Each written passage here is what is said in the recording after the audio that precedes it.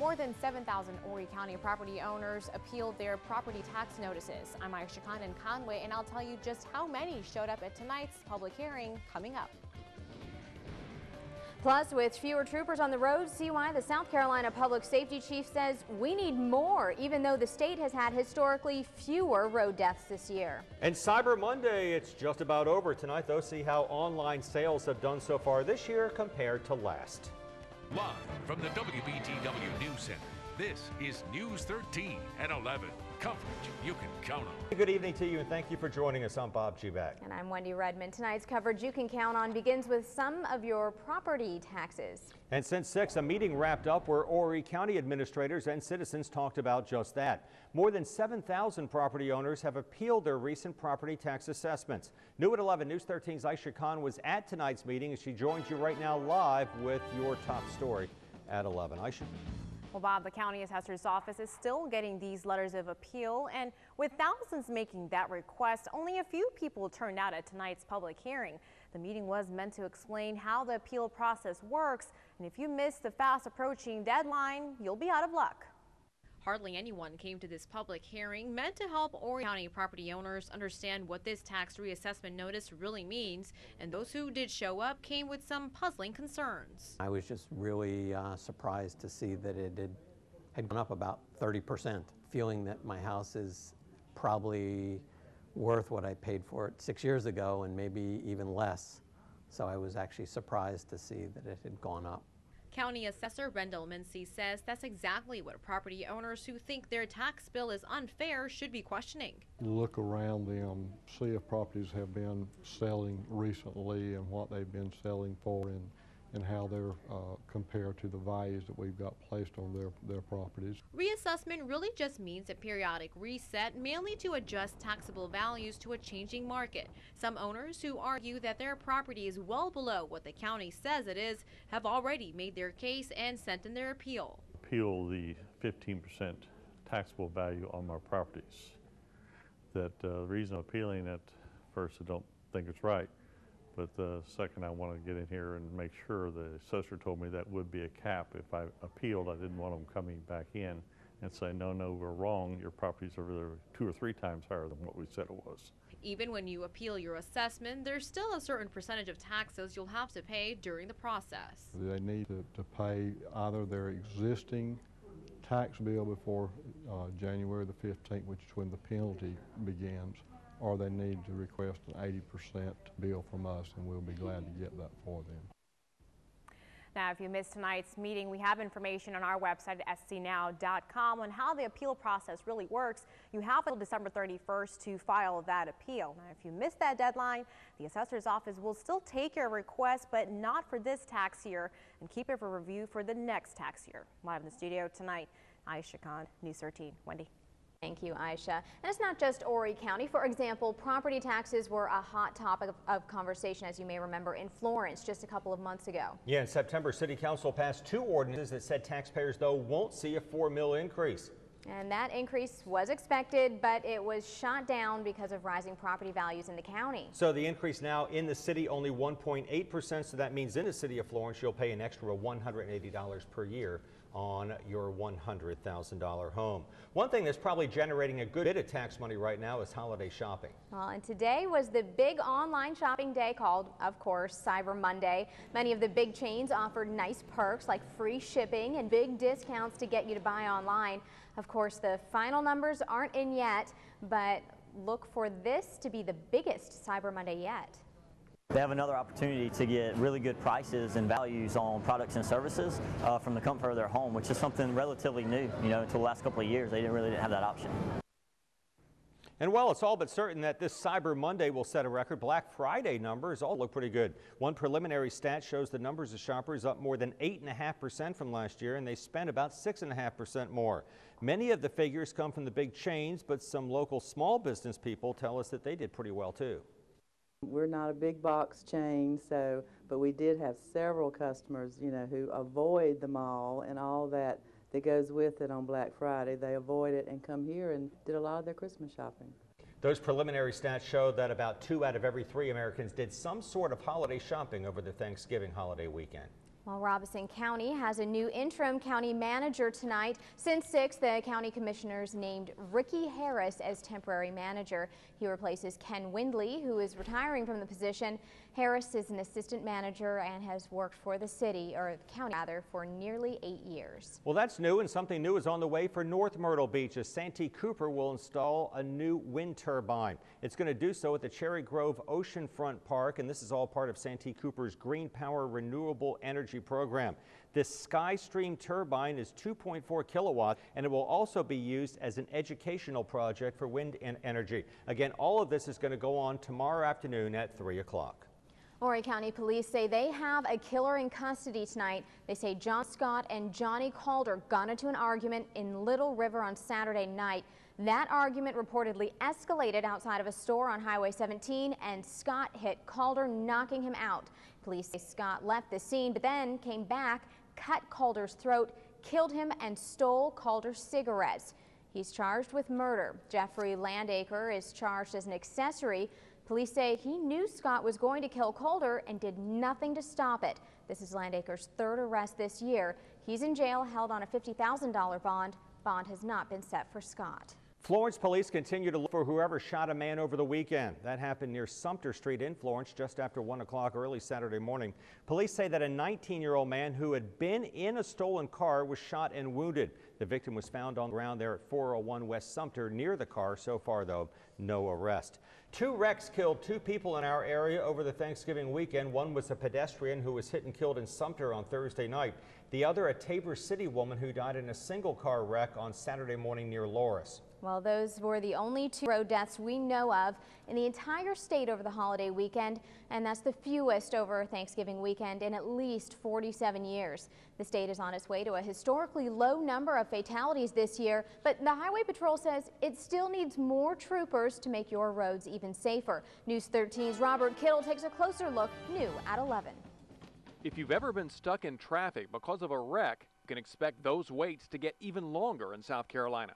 The state's public safety director says the Highway Patrol doesn't have enough troopers, and that means a longer response time for them to respond to accidents.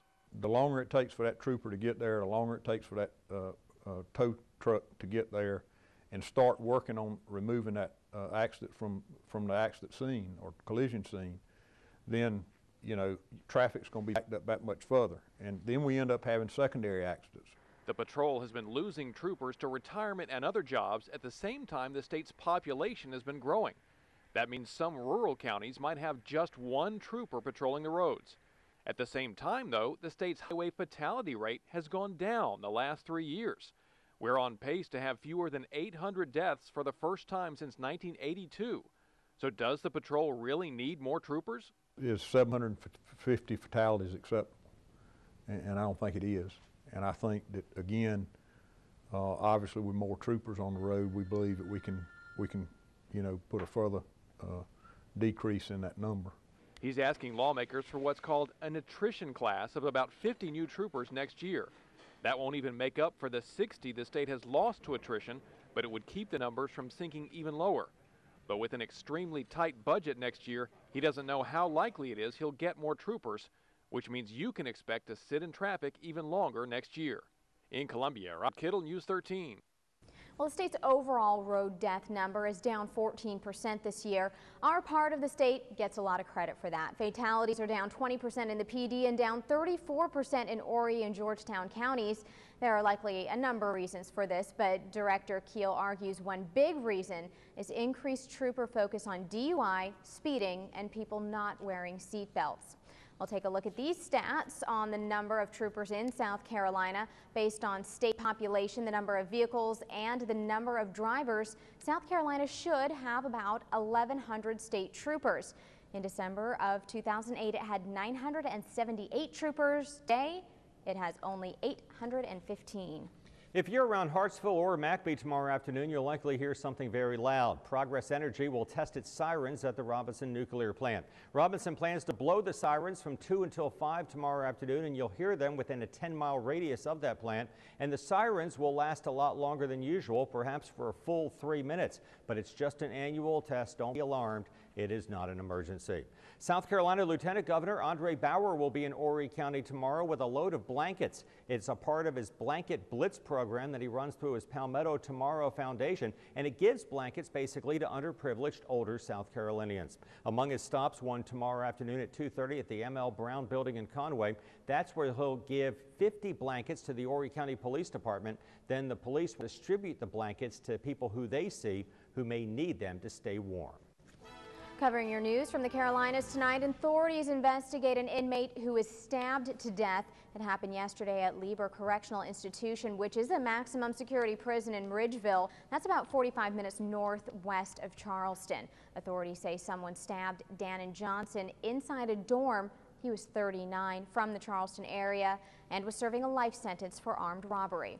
In North Carolina, electronic games that look and feel like video poker are supposed to be unplugged soon. After 2 trial court rulings, the ban on machines that use video-based sweepstakes is staying intact. Today, a Wake County judge dismissed a lawsuit that an amusement machine company filed earlier this year, which challenged the law. The law banning these games goes into effect Wednesday. Back in South Carolina, because of a possible change in qualifications, fewer children who have disabilities may receive government help next year. This would apply to infants and toddlers in need of state-funded therapy. The organization Steps to School Readiness wants the extent of a child's disability to tie in to their eligibility for help. Well, you've heard a lot of talk about separating students into single gender classes. Some like it, some don't. Tomorrow, you'll find out what a statewide study of 7,000 students, 1,000 parents, and 700 teachers has to say about it. South Carolina Education Superintendent Dr. Jim Rex will release those results tomorrow morning at 7 o'clock. Count on those results and possibly what they mean on News 13 and also online at scnow.com. A teenager accused of plotting to bomb a Portland, Oregon tree lighting ceremony appeared in court today. And as Candace Gibson reports, a grand jury indicted the 19-year-old suspect on 1 count of attempting to use a weapon of mass destruction. 19-year-old Mohammed Osman Mohamud remained mostly silent during his federal court appearance in Portland, Oregon, speaking only briefly to plead not guilty. The former Oregon State University student is accused of plotting to set off explosives at Portland's annual Christmas tree lighting ceremony this past weekend. He was told that children were potentially going to be harmed by what he planned to do in blowing up the Christmas tree, and you saw his response. Federal authorities had been tracking the Somali-born American citizen for more than a year. Mohammed was dealing with an undercover agent when he allegedly parked what he thought was a bomb-laden van near the crowded tree lighting ceremony last Friday. He dialed a cell phone he believed would detonate the device. It did not, and law enforcement moved in and arrested him. Authorities claim Mohammed was inspired by the Mumbai terrorist bombings and even tried to detonate the Portland bomb on the 2-year anniversary of that deadly attack. Still, his friends are shocked by the allegations. The word jihad never came out of his mouth. Mohammed's defense lawyers say government agents were the real instigators, not their client. One of the issues that we'll be looking into in this case is the question of entrapment. Both sides expect this will be a very long, drawn-out case. If convicted, the teenager could get a life sentence. Candace Gibson, CBS News. In other news on this Monday night from across the nation, northern Wisconsin authorities say a student held 24 people inside his high school today at gunpoint. Authorities say the student had a handgun and after 5 hours released 23 students and also a teacher. No one was hurt, also no word on a motive, but the suspect tonight is in custody. It's now up to Congress to approve President Obama's call for a pay freeze for 2 million federal employees. The president says that those workers will have to share the sacrifice of getting the nation's deficits under control. The pay freezes, though, will not affect military personnel.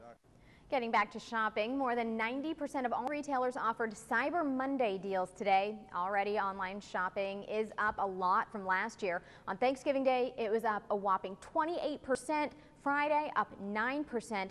Exact numbers aren't out for today, but it is undoubtedly up. In all, online shopping makes up about 8 to 10% of all holiday sales. This year, it's expected to top $1 billion.